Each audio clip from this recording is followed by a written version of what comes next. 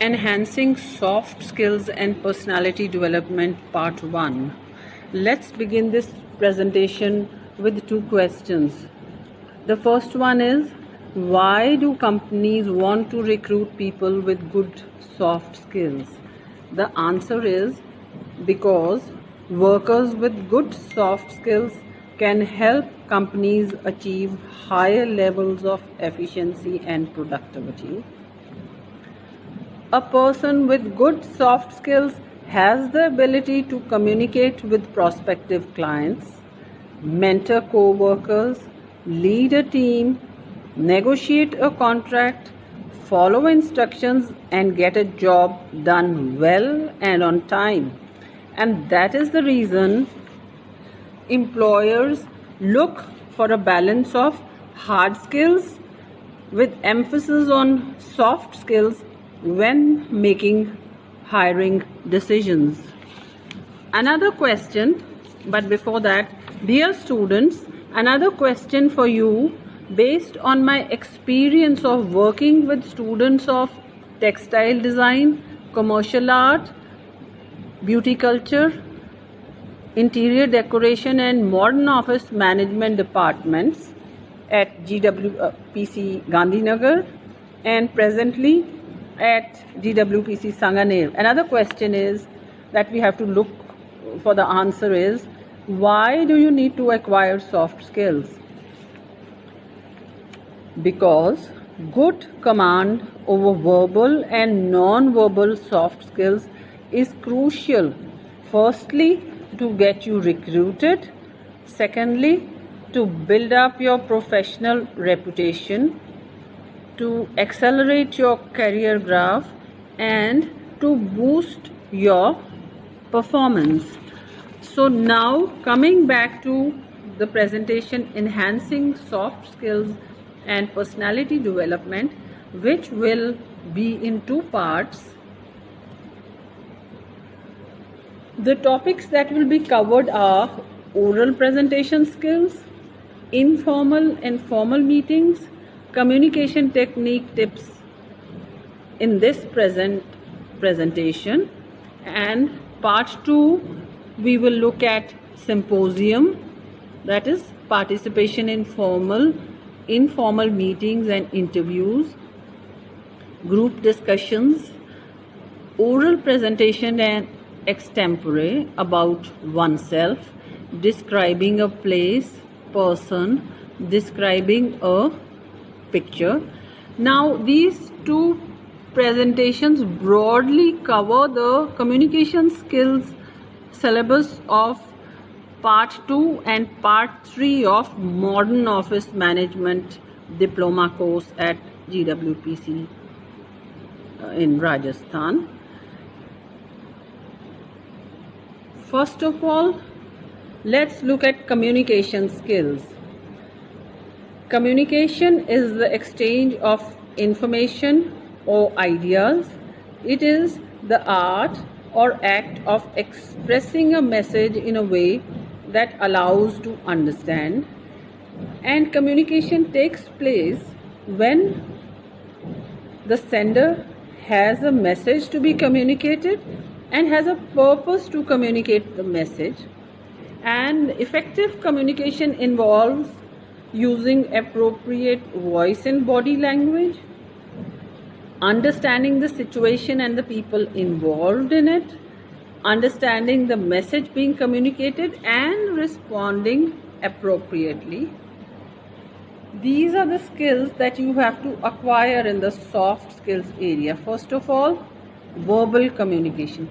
When speaking clearly, confidently, and with poise, you are much more likely to command the respect of others and build a rapport.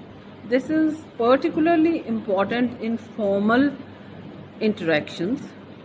Strong verbal communication skills are important for everyone to master. They are extremely valuable in both your personal and professional lives. Now, here are 7 tips for interviews, formal and informal meetings. Firstly, think before you speak. By organizing your thoughts in advance, you can eliminate many of the awkward pauses that occur when speaking. It will also help you relay your information more concisely. While writing down your thoughts is not always possible in impromptu discussions, it is still effective to take a minute to organize your thoughts in your mind before you begin to speak. Be very clear and concise to get your point across. Avoid using complex, convoluted sentences and try to state your argument in direct language. Before speaking, ask yourself, what is the clearest way I can make my point? Speak with confidence. Speaking in a confident manner will help you build trust and command the respect of your audience. There are several factors which can impact your ability to speak confidently. Your command of the subject matter, your word choice, the tone of your voice, your body language, and your ability to make direct eye contact with the audience. Modulate your voice. Speaking in a monotone voice is a surefire way to bore your audience. Instead, use voice inflection to add emphasis to important points and vary the pitch of your voice to express emotion. This will help keep your audience engaged in your message. Be a good active listener. That is very important, because if you listen carefully, it shows people that you genuinely care about their ideas, and it helps ensure you understand their needs. This will enable you to build up a relationship of trust and rapport much quicker. Be aware of your non-communication verbal cues. Your body language significantly impacts the way others interpret what you say. Pay attention to the gestures you make, your facial expressions, and your body language to ensure that they align with the message you are trying to get across. Think about the perspective of your audience.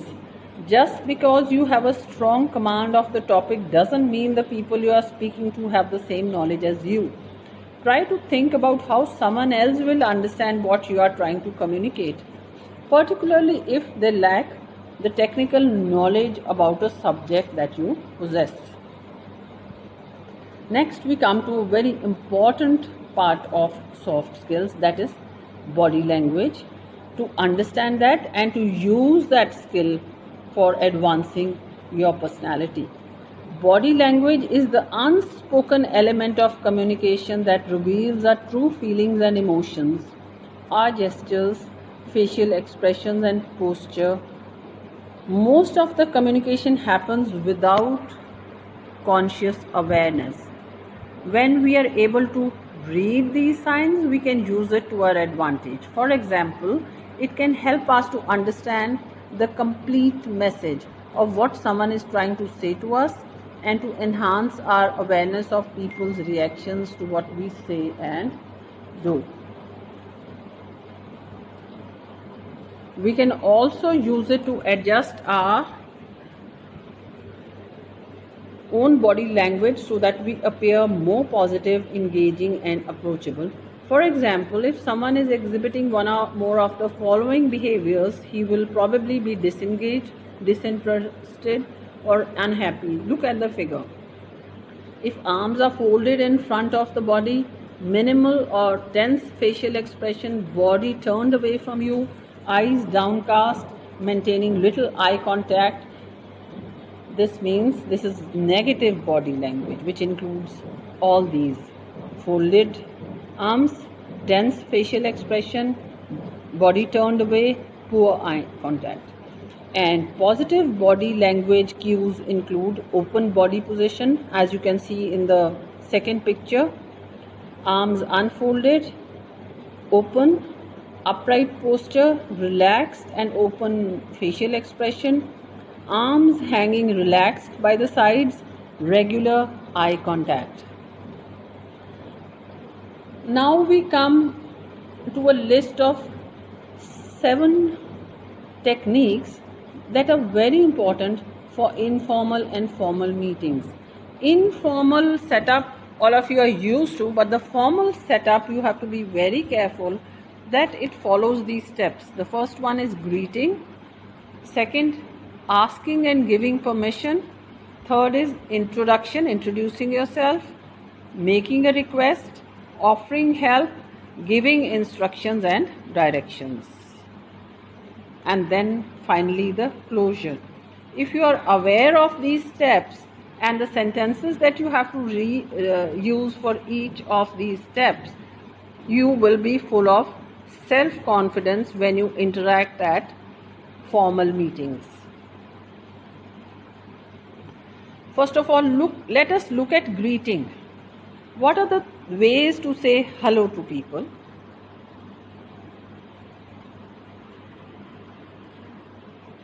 How are you? How are you doing?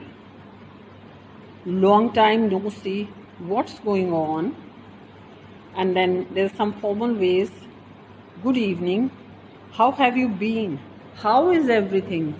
Great to see you. And the responses to that are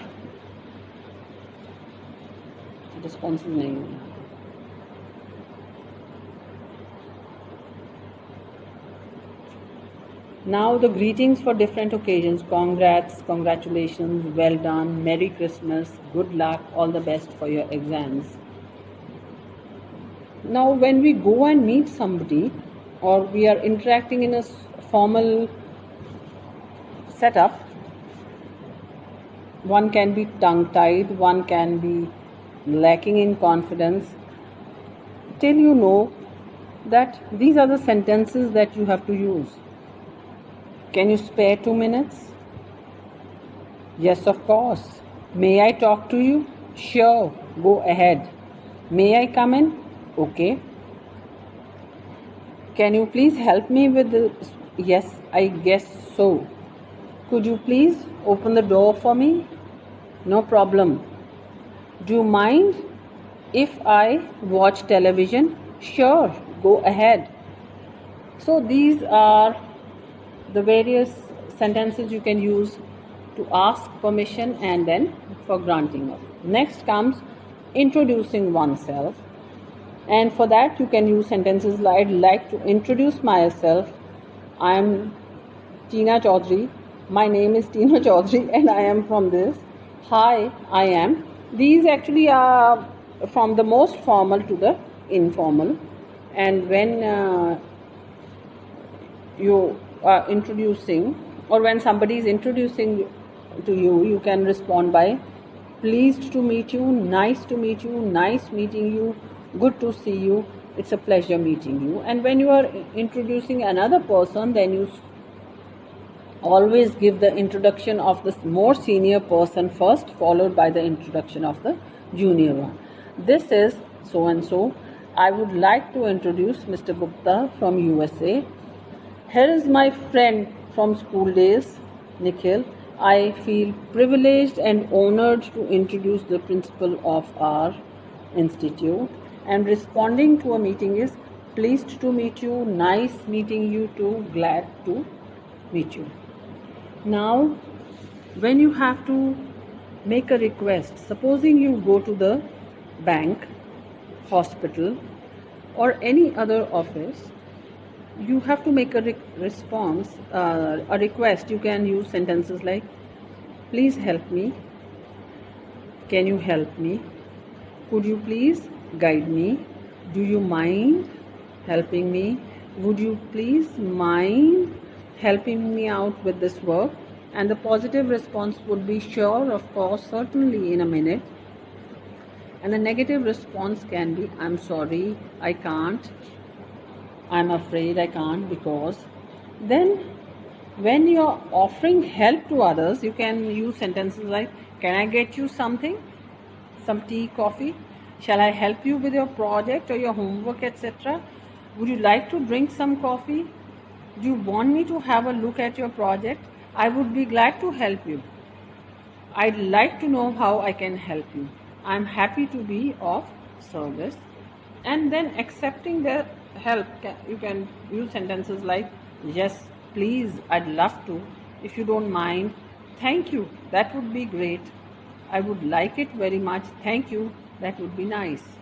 Refusing help, you can politely refuse by saying no thanks, no, I really won't, thank you, not for me, no thanks, thank you, but I'm on a diet, thank you so much, but the doctor has advised me, it's okay, I can do it myself, and then no thank you. And then you have a table where you have a list of the sentences that you can use to give instructions and directions and the responses. Now we come to the last part, which is the closure. And I have often seen with Indian students here that this is a step that we do not follow informal discussions, and it leaves a very bad taste in the mouth. People get offended. Once you have taken a favor from somebody, you are supposed to say thank you so much, have a nice day, nice to meet you, good to see you, hope to see you again. Please don't let your conversation hang, close it properly.